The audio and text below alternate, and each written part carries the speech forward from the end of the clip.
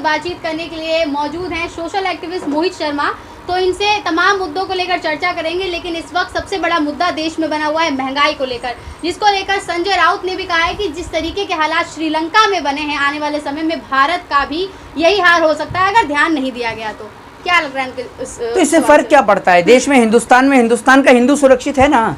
महंगाई, अनएम्प्लॉयमेंट, बेरोजगारी, शिक्षा, हेल्थ, एजुकेशन, ये कोई मुद्दा है आपको लगता है देश में? देश के अंदर मुझे तो ऐसा लग रहा है कि भैया ये देश जो है, आज देश के प्रधानमंत्री हों, चाहे देश के गृह मंत्री हों, चाहे फिर देश की वित्त मंत्री निर्मला सीतारमण हो, कोई भी देश के अंदर देश की आर्थिक स्थिति पे तो गौर दे ही नहीं रहा। क्योंकि अगर कोई पढ़ा लिखा आदमी हो तो देश की आर्थिक स्थिति पे जोर भी दे। ये लोग तो हिंदू और मुस्लिम पे जोर दे रहे हैं, ये तो आप ये देख लीजिए गीता और कुरान पे जोर दे रहे हैं, ये तो लोगों को लड़वाने पे जोर दे रहे हैं कि कैसे लोगों को लड़वाया जाए। ऊपर वाला हम लोगों को एक करने में लगा हुआ है, ये लोग तोड़ने में लगे हुए हैं, नीचे वाले लोग जो हैं। अभी आप देख लीजिए रमजान और नवरात्रे दोनों एक साथ आए, उससे पहले होली और शब ए रात दोनों एक साथ थी, लेकिन ये लोग हमें तोड़ने का प्रयास कर रहे हैं।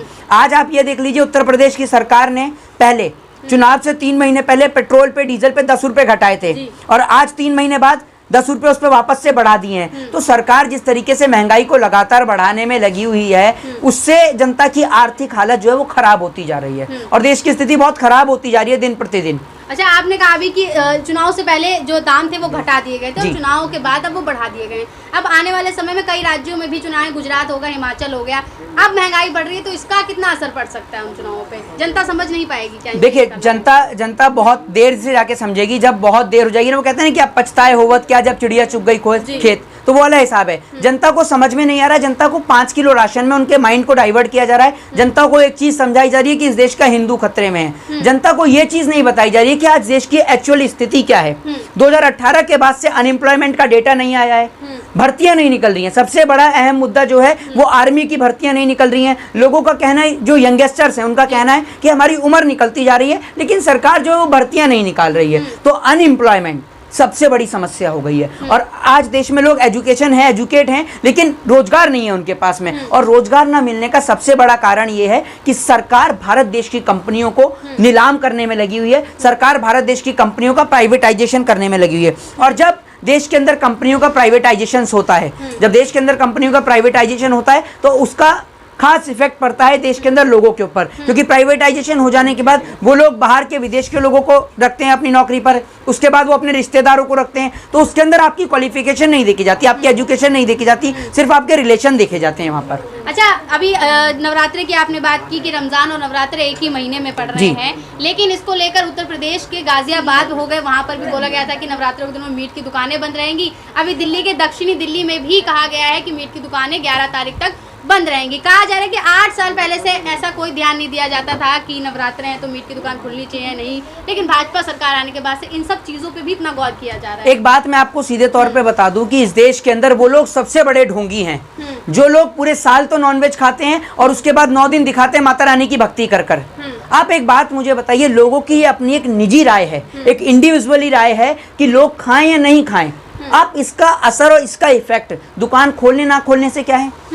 अगर आप बिहार की साइड जाएंगी, आप बंगाल की साइड जाएंगी, तो वहां पर आप इस चीज को गौर करेंगी कि वहां पर रहने वाले लोग माँ काली को बलि देते हैं, बलि अर्पित करते हैं, चाहे वो बकरे की हो, चाहे वो किसी भी चीज की बलि हो, वो लोग बलि अर्पित करने का काम करते हैं। तो आपका इस चीज से क्या इफेक्ट आ गया? लोगों की अपनी एक निजी राय है। अब आप एक बात बताइए, मैं नॉनवेज नहीं खाता, मैं पूरे साल ही नहीं खाता हूँ, मेरे को कोई फर्क नहीं है कि दुकान खुले या नहीं खुले, तो जो नहीं खाने वाला आदमी हो तो नहीं खाएगा, उसको इससे कोई इफेक्ट नहीं है। दूसरी बात यह कि सरकार ने ना पहले से कोई एक नोटिफिकेशन जारी किया। सरकार को लोगों को भी देखना चाहिए, आज जो चिकन बेचने वाले हैं वो खाली मुस्लिम ही नहीं है, उसमें हिंदू भी ऐड है।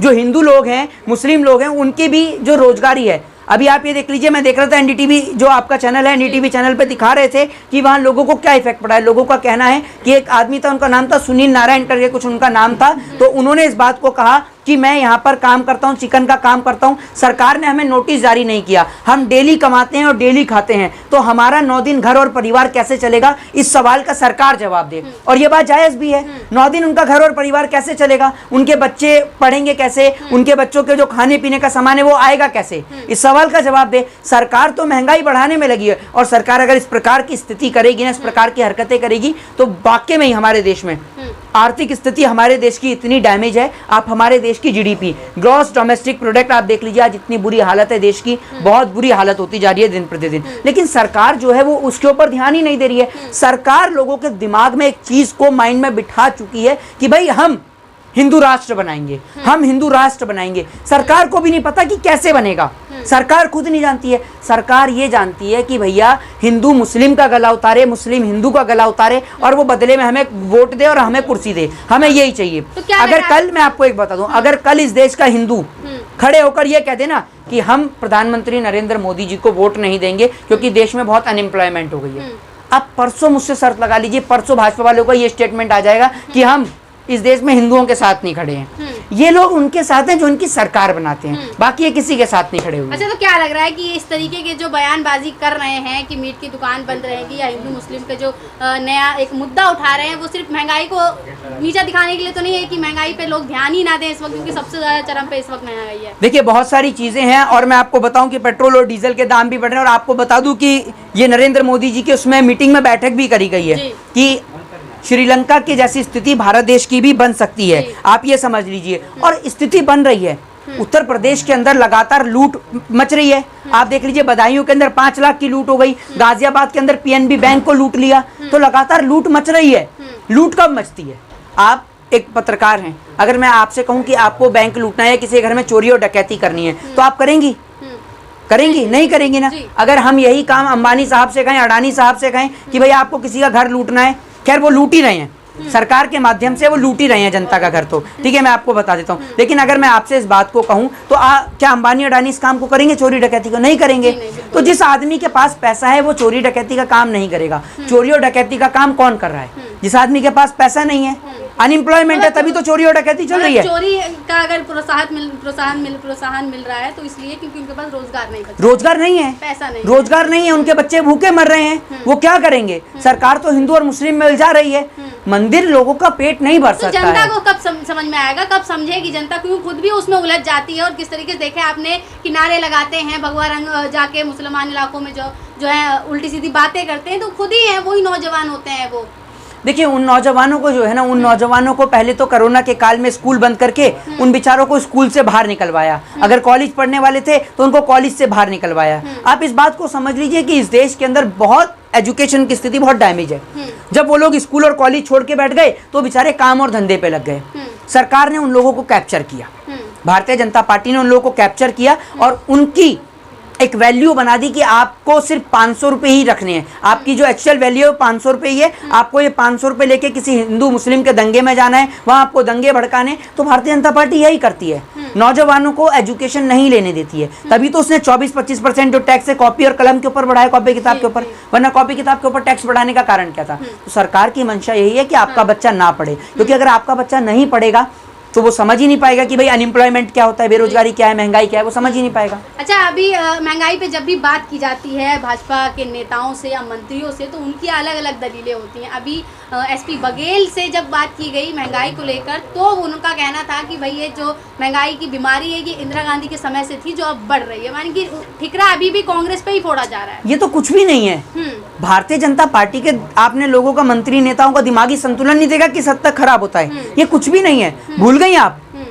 एक व्यक्ति ने लाल किले से खड़े होकर बोला था कि जो देश के अंदर महंगाई और बेरोजगारी है उसका सबसे बड़ा कारण है कि 15 अगस्त पे नेहरू जी ने वहां पर लाल किले से खड़े होकर भाषण दिया। एक बीजेपी के नेता का बयान है एक, और आपको पता होगा कि मतलब नेहरू जी ने जो भाषण दिया उसके कारण देश में महंगाई और बेरोजगारी है। तो आप सोच लीजिए भारतीय जनता पार्टी के नेताओं का दिमागी संतुलन जो है ना वो बेहद खराब है। तो उनकी तो आप बात ही मत करिए, क्योंकि अगर पढ़े लिखे होते तो समझ में भी आता। केंद्रीय मंत्री हो किस तरीके के बयान दे रहे हैं? केंद्रीय मंत्री हो तो क्या फर्क पड़ता है? अरे भैया, केंद्रीय मंत्री के मंत्री तो साध्वी प्रज्ञा ठाकुर भी हैं।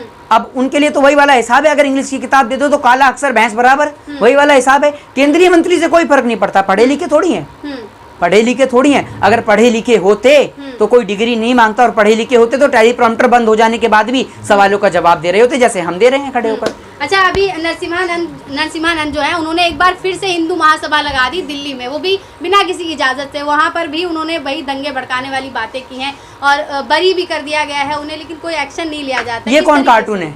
कार्टून है ये। छोटा भीम की जगह कोई नया कार्टून आया है क्या? मैं ऐसे कार्टूनों को नहीं जानता। और आखिरी सवाल मेरा यही आपसे कि जिस तरीके से कहा जा रहा है हर चीज़, कई बयान ऐसे आ रहे हैं कि महंगाई पर इस वक्त सरकार को ध्यान देना चाहिए क्योंकि श्रीलंका जैसी हालत बननी ज़्यादा देर नहीं लगेगी। देखिए, एक चीज़ मैं आपको बता दूं कि श्रीलंका जैसी आर्थिक स्थिति हमारी बहुत डैमेज हो चुकी है और श्रीलंका जैसी स्थिति इसलिए बन रही क्योंकि नौजवान बेरोजगार है, रोजगार लोगों के पास है नहीं। आपने लोगों की उतरेंगे फिर लोग जैसे श्रीलंका में हम तो नहीं चाहते हैं कि सड़कों पे उतरे, हम नहीं चाहते हैं कि सड़कों पे उतरे, हम चाहते हैं कि सरकार आइए तो बेहतर काम करे, लोगों को रोजगार दे। सरकार की आलोचना करना भी ठीक नहीं है, सरकार लोगों को रोजगार दे, व्यवसाय प्रदान कराए, यही हम चाहते हैं। और क्या चाहिए लोगों को?